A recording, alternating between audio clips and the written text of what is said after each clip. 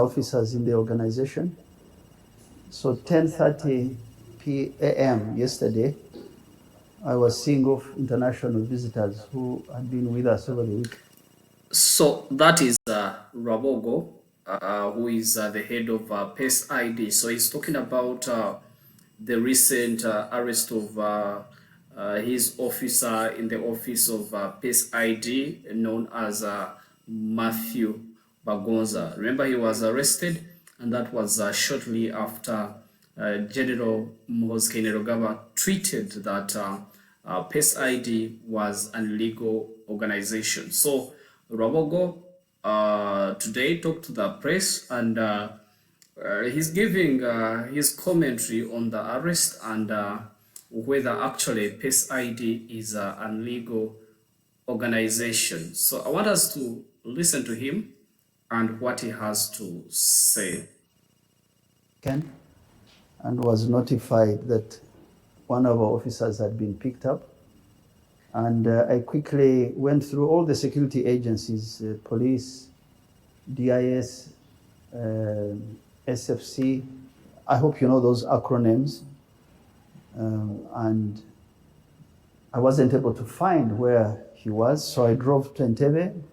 I met the president, and the president told me that he was not aware, given no order of the arrest of this officer, and that he was going to try and find out what the story is and the circumstances of his arrest. Now, I want you guys to pay attention to that. That when Rwabwogo discovered that Matthew Bagonza had been arrested, he went to State House and talked to President Museveni. And President Museveni assured him that he was not aware about or aware of that arrest. Yeah.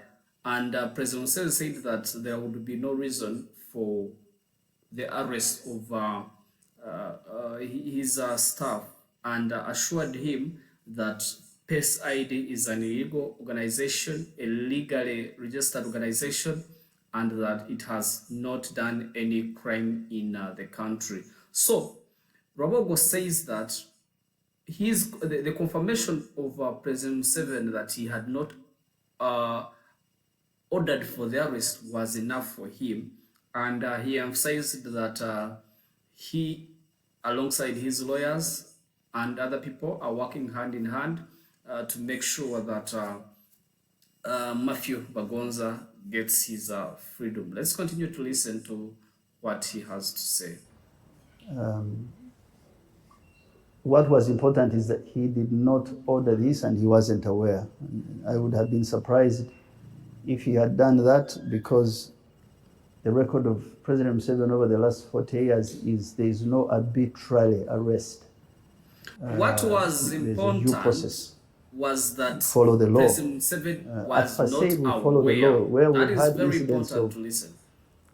Things of insults leveled against us, lies. We do our best to stick within the law. We pick the evidence, we go to the relevant institution, because we truly believe in the constitutional rights and obligations of both government and citizen.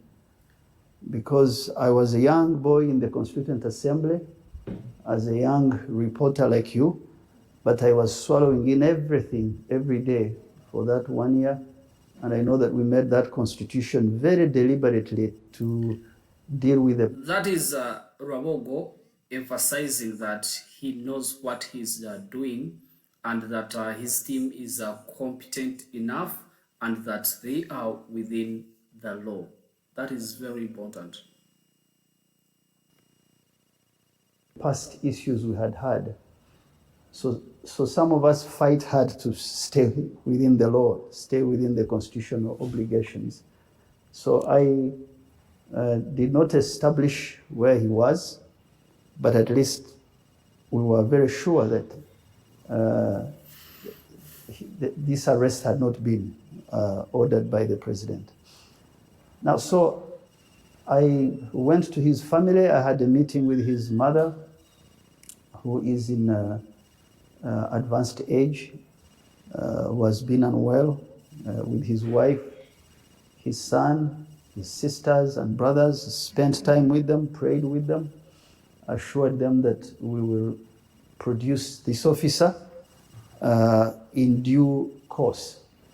So I just wanted the first thing to appeal to all the friends of Pasaid, particularly the friends of Mr. Bagonza, to know that we're working around the clock to have him out, find where he is, and make sure that he's safe and returns in a good mode. So that is Rwabwogo. He met the family of Matthew Bagonza and explained what is going on and assured them that he is working so hard to ensure that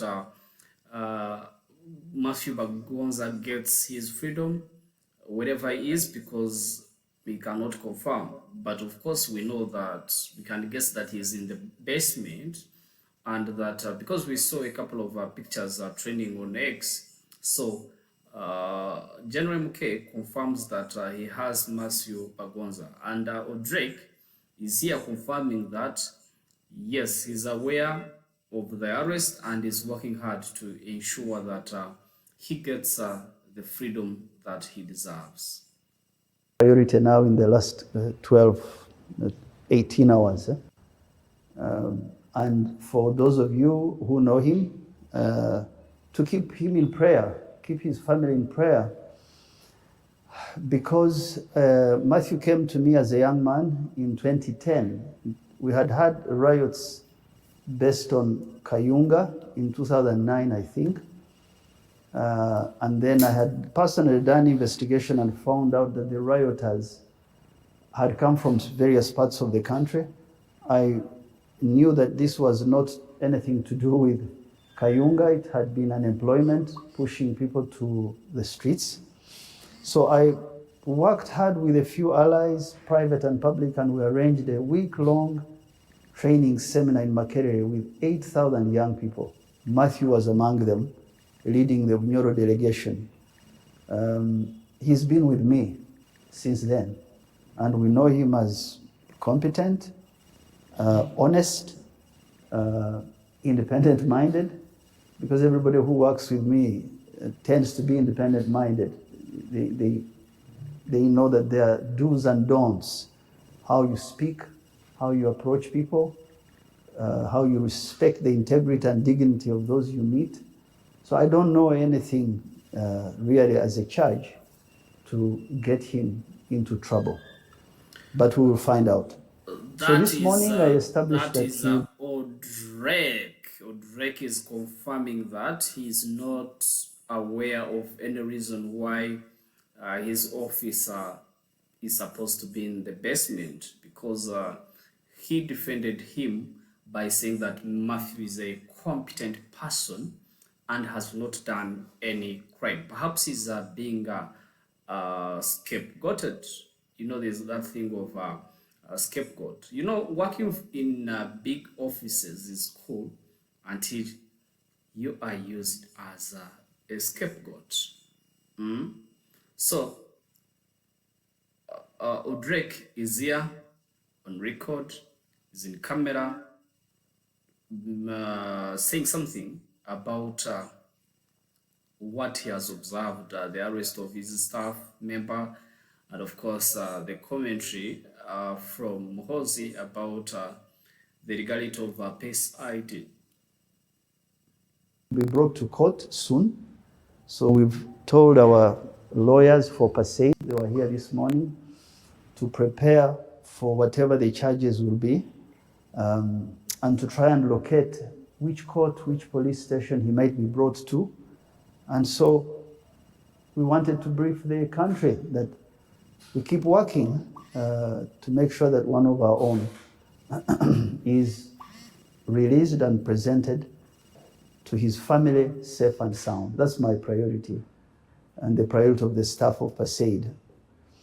The second issue to speak to you about is, in the same vein, we saw social media communications that say Pasaid is an illegal organization. It should not deal with his commenting about the tweet from Mohoz Kainerugaba about the legality of PACE ID. Remember, MK posted on X that PACE ID is an illegal organization and that whoever is dealing with it should be careful. So now, Odrek, who is the head of PACE ID, is here to give a response to that. So let's listen to what he has to say.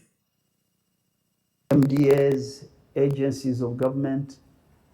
So we want to tell you that that's absolutely, I don't want to use a harsh word. It's not true. PACE was commissioned on 16th of March 2022 with very specific mandate on open markets, because we brought these ideas. We are among many agencies, but we're kind of, without blowing our trumpet, we know what we do and we do it with all our heart. Because we don't do it for anybody, although we report to the president, we do it for God and our country.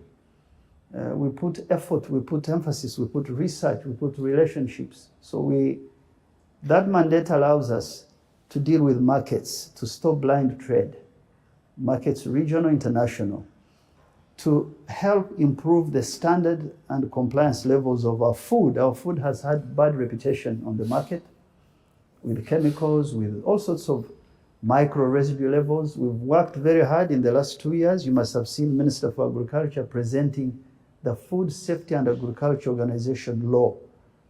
We'll have now a food safety IGG very soon. It's PACE that brings these ideas to improve our country's production and productivity. We work on infrastructure, negotiate rates, even if you don't have rail, you don't have good water transport, but try and give exporters a landing position that makes them competitive, because we're a hinterland economy. And then provide low-cost export funding for those who secure orders. Those 4 across 13 products, we had a target of 6 billion starting. We've surpassed it. We began when the economy was $4.5 billion coming out of COVID-19. We are now at around 13 billion. And we have decided now to switch to what we call PACE 2.0, which is deal with supply constraints. Build aggregation centers in 18 zones of the country where you can guarantee that 50% of an order coming from anywhere in the world, you can supply it. You can have a cooling center, a drying center with some energy, with some certification, in places where we've not had this since we became independent. That's why you hear us in the countryside, on media, drumming this with radio stations, with LC5 chairmen, with cows, with ministers. So the president who appointed us, who gave us a mandate on 16th of March 2022 and renewed it by locating us in the president's office on 25th of May of the same year, is the only one who can say you are no longer in operation. I asked him yesterday. I hope you guys have listened to that. Rwabwogo agamba nti temulina kye mumugamba kubanga Museveni ye yamuwadde obusobolozi, yamuwadde amaanyi. I don't know whether my Uganda is correct, but he is emphasizing that President Museveni is the only person to stop the operation of PACE ID, that abalala temulina kye mumugamba. Katandika butandisi tujja kulaba how this will end, but it is getting interesting so far.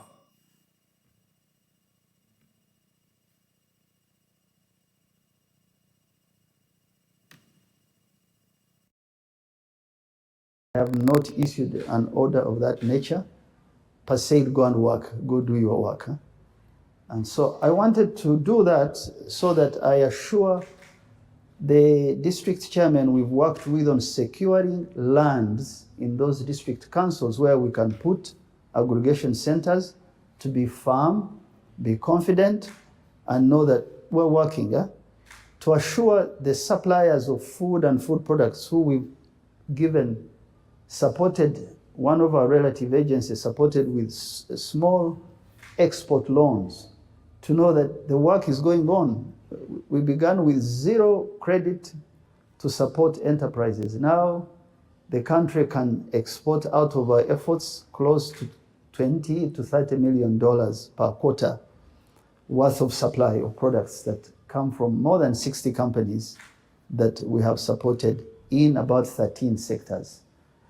So that is important to assure the domestic economy, the transporters, the suppliers, local government, institutions of government. We are here and we are working and we are humble but very effective at what we do.